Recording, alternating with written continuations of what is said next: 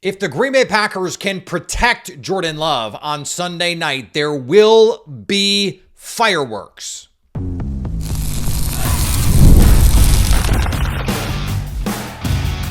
You are Locked On Packers, your daily Green Bay Packers podcast. Part of the Locked On Podcast Network, your team every day. You are Locked On Packers, part of the Locked On Podcast Network, your team every day. I'm Peter Bukowski, and I cover the Packers for The Leap, a newsletter I would love for you to subscribe to. Follow me on Twitter, Peter_Bukowski. Follow the podcast on Twitter, Locked On Packers. Like us on Facebook. Subscribe to the podcast to iTunes, Spotify, Google Podcasts, wherever you find podcasts, you will find Locked On Packers, the number one Packers podcast on the internet. And the show for fans who know what happened, they want to know why and how. Thanks to everyone who makes Locked On Packers their first listen every day. We hope you like starting your day with us as much as we like starting our day with you. Today's episode brought to you by our friends at Mazda. Like Packers players, Mazda sweats every detail because when you make every move count, pulling off the unexpected is only the beginning. Stay tuned later for highlights in this week's Moving the Game Forward, Mazda Move and Be Moved. This Packers offense can do everything Joe Flacco and the Bengals offense did to the Pittsburgh Steelers and more. And one of the big reasons is they're already doing all the things you would want to do against the Steelers. They're already really good at doing the things that the Steelers struggle to stop. And one of the things that stood out to me as I was watching the film back yesterday was just how slow this defense looked. You're talking about Jalen Ramsey in his 30s, Darius Slay in his 30s. It is a safety and linebacker room that is not particularly instinctive, to the point that Jalen Ramsey is actually playing safety at times for the Steelers. And when they're in off coverage, I mean, there are teams that can play off coverage and click and close because they've got explosive corners that can drive on these throws. And they're happy to give you 6 yards on, in breaking routes, little hitches and slants and all those things, and say, you want to matriculate the ball down the field, go nuts. But on these quick throws, there's so much cushion because they're so afraid of being run by that it's 8, 10, 12 yards. It's a first down just off a little quick rhythm throw. I don't know what this defense is doing, and I don't know if they'll continue to do what they've been doing. But even as a single high defense team, they couldn't stop the run last week. When the Bengals would get into heavy personnel, they'd get into heavy personnel and spread the field and say, get all those linebackers on the field, Pittsburgh. We are going to throw the ball at you out of empty. 2 tight end sets. The Packers, I would assume, get into 2 running back sets, split out Josh Jacobs and Chris Brooks. Get Luke Musgrave and Tucker Kraft on the field at the same time. I definitely think that is going to be something that we see from the Packers. This is a team you can attack out of 12 personnel with 2 tight ends, but not play action. It's actually a very stout play action team. This is a drop back passing game. This is an old school Aaron Rodgers type of Mike McCarthy. We're just getting into the gun and we're going to chuck it all around the yard. Sounds like Christian Watson's going to play. We'll get into the injury stuff at the end of the show. You look at what this team does well versus what the Steelers struggled defending. The Steelers are 27th in EPA per play defending 2 tight end sets. This is something the Packers have leaned into much more. But they're 3rd defending play action. So this is not a get under center in 12 and play action. If you want to get under center in 12, it's straight drop, find somebody, or my preference, spread everybody out, have that back in the backfield because you may need some chip help. Split out Tucker Kraft, split out Luke Musgrave. They will put their linebackers, they'll play man. This is a team that plays more man coverage than the Lions or the Commanders.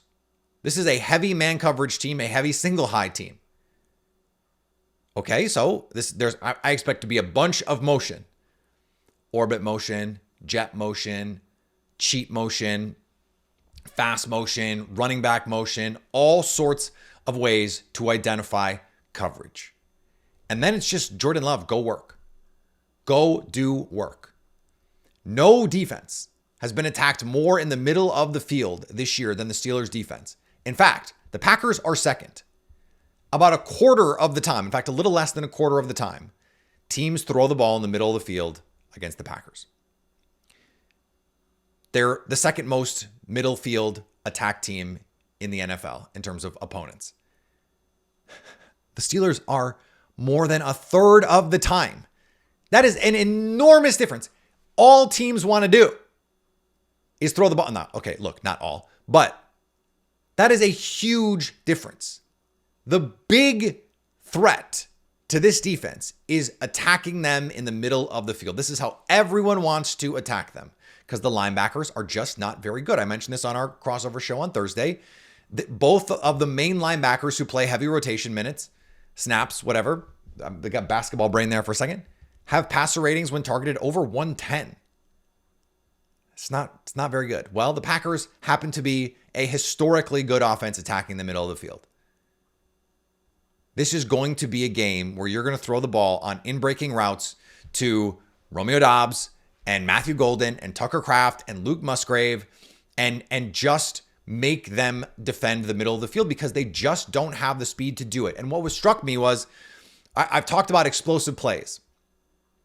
The Packers are the number one explosive play rate team in the NFL. The Steelers are 30th in giving up explosives. So one of the worst teams giving up explosive plays. Even worse, like the Packers, they're still the best team in giving up explosive plays. Well, the Cardinals weren't quite as bad as the Steelers, and they still gave up some explosive plays.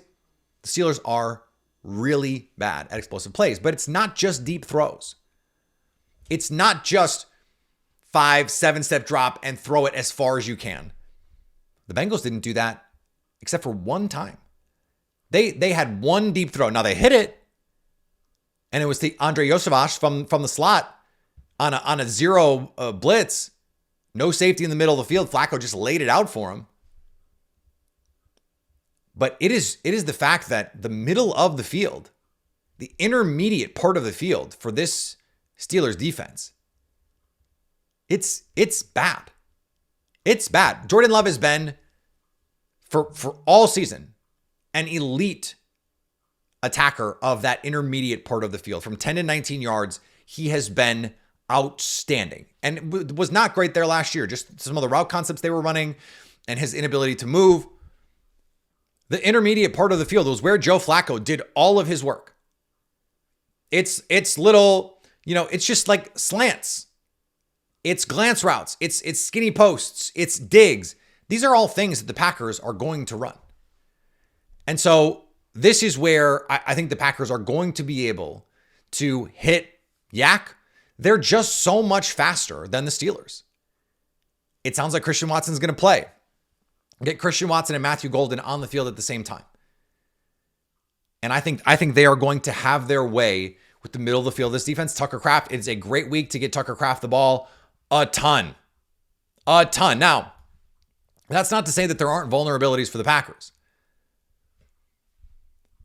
But the Packers are most vulnerable in the intermediate part of the field.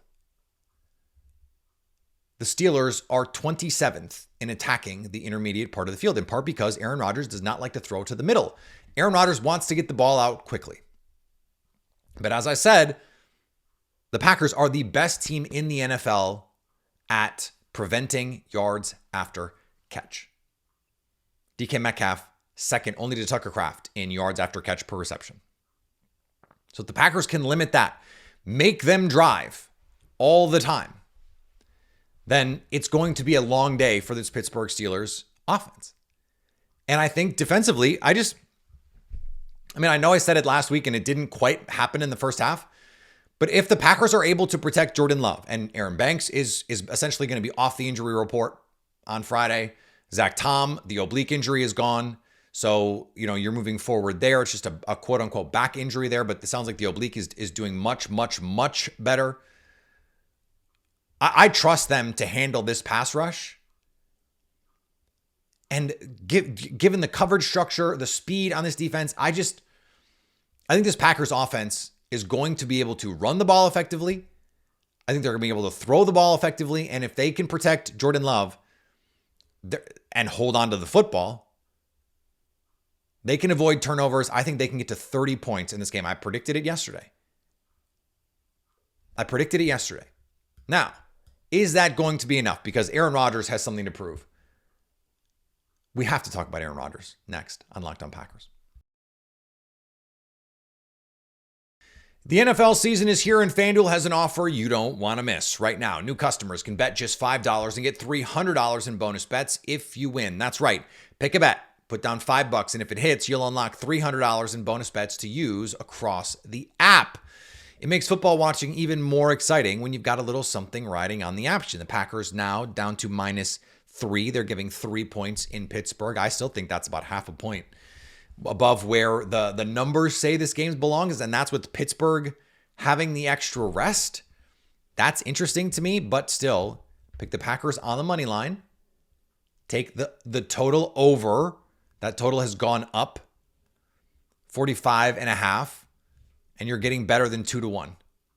I got it when it was 3.5, and so I got it a little under 2-1, but I still like that. So what are you waiting for? Visit FanDuel.com to download the FanDuel app today and get started. If you're a business owner, here's the truth. SaaS promised to make business work easier, but now the average company is buried by hundreds of apps that slow down their teams and simply don't work together. That's not SaaS, that's SAD, software as a disservice. That's why you need Rippling. Rippling is the unified platform for global HR, payroll, IT, and finance all in one place. They've helped millions of businesses replace a mess of disconnected tools with one system designed to give leaders clarity, speed, and control. By uniting your employees, teams, and departments in one system, Rippling removes the bottlenecks, busy work, and silos your software created. Everything from onboarding to payroll to IT access runs automatically and perfectly in sync. And right now, you can get 6 months free when you go to rippling.com/lockedonnfl. Learn more at rippling.com/lockedonnfl. That's rippling.com/lockedonnfl for 6 months free. Terms and conditions apply. I wanted to avoid having this discussion, but then my mentions exploded yesterday on social media about Aaron Rodgers. And I pointed out that there's just no way there's not some revenge element to all of this. That Rodgers has something to prove. And what I heard from Rodgers, capers, defenders was, well, Rodgers doesn't have anything to prove. He's a multi-time MVP, won a Super Bowl. He's got nothing left to prove. Okay, except we know the Packers wanted to move on from him in 2022. In fact, the Rodgers defenders will admit as much. Well, Rodgers never said he wanted to move on. Why would he have any animosity? Because the Packers wanted to move on. Have you watched Aaron Rodgers? Have you listened to anything he's said over the last 20 years? Be serious. Be for real. We're talking about an extremely competitive person. Someone whose pettiness he has worn on his sleeve for his whole life. His whole career has been a chip on his shoulder. It was what Packer fans loved about him. You can't just forget what happened. We can't just forget 2021 when he wanted out. And you can believe whatever you want about what Adam Schefter reported. Rodgers said on the record in a press conference, the summer of honesty, I called it. He said he went to the Packers and said, if you want to move on, let's move on. Trade me. Now, he phrased it specifically like that to put it on the Packers, and whether or not that was a thing that was real, I don't know. I don't think the Packers were ever going to trade him in that moment. But what he wanted was an extension. They were not giving him an extension. And so he felt like, hey, if you're not going to reward me for the MVP season that I just had, after you picked the guy that I'm really mad that you picked, then why don't you just trade me? We all know that that's where this headed. And we all did know That's where this was headed. But let's not forget what was said after the 2021 season. After he got the extension, he said, I expect to retire a Green Bay Packer. That's what this contract is. And he did not, I don't know if you guys know this, he did not retire a Green Bay Packer. In fact, he is on his second team since leaving Green Bay. And when the divorce finally happened, he went on Pat McAfee's show and said he got the feeling the Packers were shopping him, that they didn't want him. And so he told them he would like to be traded to the New York Jets. Aaron Rodgers said that. So the idea that he didn't want out, regardless of anything else, is just not true. Now, if you want to blame the Packers for him wanting out because they wanted to move on, I'm not going to stop you.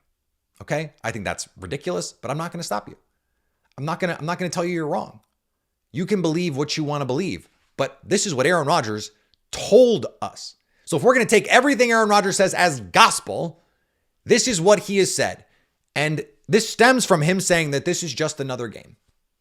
This is just another game. David Bakhtiari, on the record, said Aaron Rodgers would say that. But we all know that's nonsense. That's what David Bakhtiari said. One of his best friends. Don't take it from me. Don't take it from me. You know where I stand on Aaron Rodgers. You know how I feel about this situation. Listen to one of his good friends tell you that when he says there's nothing here, that's nonsense. Take it from David Bakhtiari. Not me. You don't have to listen to me. I mean, you're listening to me now, but you don't have to believe me if you don't want to. Believe him, because he agrees with me that there is a little bit extra here.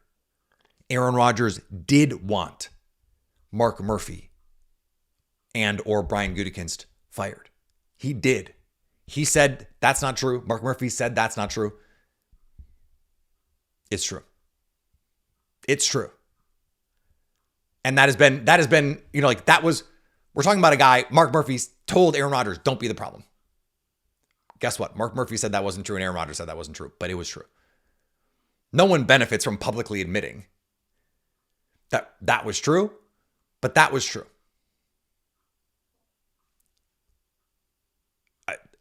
I feel very comfortable saying that on the record, that was true. Rodgers wanted heads to roll. That just doesn't go away. The Packers gave him a lot of money, but that just doesn't go away. That animosity doesn't just go away. And I said this on the Squad Show. I'll say it again. I think I said it to Chris Carter. I've said it a lot this week, and so maybe it bears repeating. It is remarkably mature for Aaron Rodgers to have hated with a passion of 1,000 fiery suns the decision from the Packers to draft Jordan Love and to have never taken it out on Jordan Love.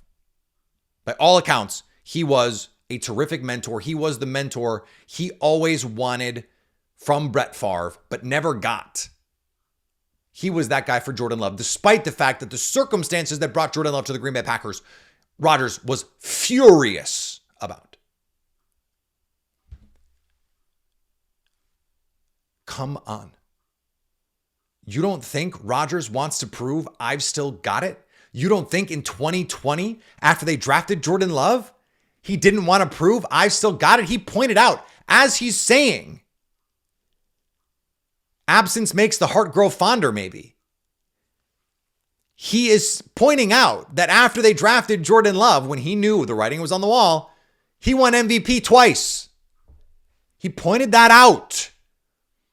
Because of course he wanted to prove he could still play. This is Aaron Rodgers. Of course he wanted to do that. It would be, and I don't even begrudge him that. This is not a criticism. I would feel the same way. If the Locked On Podcast Network replaced me tomorrow with someone and I went somewhere else, you know what I would want to do? Be better than that person. I would want to do great numbers and be really successful to show that was a mistake. It would be a totally human reaction to be that way. I hope Locked On does not do that. I love what we've built here, and I love that you guys are here for this journey, and you've been here for years now. But I bet Aaron Rodgers wanted that too. He also went to New York and realized the grass is not always greener. He got all the control he wanted, and it still sucked. Because that's a bad organization. If you don't think Matt LaFleur is feeling a little extra juice, he knows Aaron Rodgers wanted out. He knows Aaron Rodgers was not fully engaged in 2022. The Jets knew that. That was reported independently, reported by Albert Breer. The Jets felt like, oh, we're going to get a better player than the guy we saw in 2022 because we didn't think he was fully engaged in 2022. The Jets are saying that behind closed doors. So like, what else do you need to see? What else do you need to hear? Jordan Love knows that there's a group of fans out there. They probably don't listen to this program, but there are a group of fans out there. You know them. You've heard them. You've talked to them. That will never forgive Jordan Love for not being T. Higgins. That will never forgive Jordan Love for not being Brandon Ayuk. That will never forgive Jordan Love for being literally anything other than Jordan Love. They'll never buy it. They'll never believe it. Even if he could win a Super Bowl, and they'll still go, yeah, well, Rodgers could have done that. You know there are fans out there like that. Maybe you are that fan. You think Jordan Love doesn't know that that's happening? You think he doesn't want to show everybody, hey, we won? It's over? We won the breakup? The Packers won the breakup, guys. That is done. Like I've done the set on that. It's over. You don't think Jordan Love wants to show Aaron how good he's doing? Come on, be serious. These are apex predator competitors. If you don't think there's not a little extra juice for this game, I don't know what to tell you. I really don't. But I will tell you some health stuff, important stuff for the Packers is coming up next on Locked On Packers. This episode is brought to you by Mazda's moving the game forward for those who believe it's not just about playing the game, it's about redefining it. There are moments that do more than put points on the board. They move crowds, move culture, and keep moving the game forward. This week's moment that moved the game forward, a 4th and 2 completion. Jordan Love drops back, finds Tucker Kraft on a corner route, sets up the game-winning touchdown. It was electric. An absolute dot, Matt LaFleur said, not even technically the right play call there. When you follow what moves you, the unexpected is only the beginning. And just like there's more to every highlight, there's more to a Mazda vehicle. Mazda, move and be moved. A couple key injury updates here as we try and figure out what the situation is for the Green Bay Packers on Sunday night. Aaron Banks, a full participant, no limitations. That's good. Zach Tom still limited in practice, but the oblique injury removed. I think they're just being gentle with him, understanding he's going to see a lot of TJ Watt on Sunday night, but they've seen a lot of TJ Watt before. And so this is an offensive line that is steadily getting better. They're suddenly in the top 10 in the Ben Baldwin composite offensive line rankings. That's the Pro Football Focus grades. That's the ESPN pass block win rate. And that's the Sports Info and Solutions block grade, blown block grade. And so it's not a surprise that you get these guys healthy. You get the preferred group that they want out there, and they're playing better. That's not a surprise. Now, Anthony Belton, he's up to speed. So if there are any injuries, if there are any issues, he's someone that can go out there and really go for them. I think they feel comfortable with him playing in those situations. It's also important to note, Christian Watson said he's ready to go. And don't forget that the last time the Packers played the Steelers back in 2023 in Pittsburgh, they lost that game. But Jordan Love, if you recall, that 2023 offseason into 2024, to a man, coaches, players, they talk about that game as the moment when the team said, Jordan Love is a different dude, that he is the guy, that they realized, oh, he can do things we like beyond even what we thought he could do. Christian Watson saw a lot of targets late in that game and did not come up with them. It would be quite the redemption story to get back to that moment against your former Jedi Master as the Padawan, going, now I am the Master, with Christian Watson back. Because the speed that he creates, the man coverage beating that he can do, this is I think a materially worse secondary than that was. And so that's a huge thing for this offense to be able to move forward with. You hope Josh Jacobs is feeling closer to 100%. I think they're going to be able to run the ball here. And so that makes life easier just from a down and distance standpoint. Again, I mentioned this Pittsburgh Steelers team is very, very good against play action. But if you're in 2nd and 4, it doesn't really matter, because now you have everything at your disposal. You can run the ball, you can throw the ball, you can play action, you can create boot opportunities. I mean, I think there's a lot of different ways that the Packers can attack this Pittsburgh Steelers defense. I think I've made that very clear. It is also, I think, important to note, Nate Hobbs is coming back from an injury. He seems to be doing better. That knee injury that he had to have surgery for, that he took extra time to come back from. Does he have the full faith and confidence of his faculties? Jeff Hafley seemed to give a vote of confidence on Nate Hobbs. And so I think that's an important thing, that he's getting healthier. They do not seem interested in making that a platoon or anything like that. They want Nate Hobbs to figure this out. Now, the Steelers like to get in a lot of 2 tight end sets. I wonder if we'll see some Nate Hobbs on tight ends kind of stuff. That begs the question, where does Javon Bullard go, and a lot of other things as part of that. But that's an interesting concept to think about here. Lucas Van Ness is not going to be able to go this week, it doesn't seem. But it does seem like there is a chance, at least, that Devontae Wyatt can go. And I thought Jason Hirschhorn did a really good job earlier this week in explaining why he felt like Wyatt was such a big part of what this Packers defense was able to do. And interior pressure has always been the way to disrupt Aaron Rodgers. And so if he can get out there and go with Micah Parsons, I wrote about this yesterday for The Leap, a newsletter I would love for you to subscribe to, that this pass rush is just they've been too disruptive to not get more sacks. You know, top 5 in win rate, top 5 in pressure rate, top 10 in non-blitz pressure rate, and yet they're 22nd in pressure to sack rate. That's going to change. Like, that's going to normalize. They're going to start getting a bunch of sacks. And Devontae Wyatt's return is going to be one of the big reasons, because he can win quickly. Micah Parsons is a win quickly person. Devontae Wyatt is a win quickly player. Rashawn Gary is not. Lucas Van Ness is not. And so this defense, I'm so excited to see what Jeff Hafley has got cooked up here.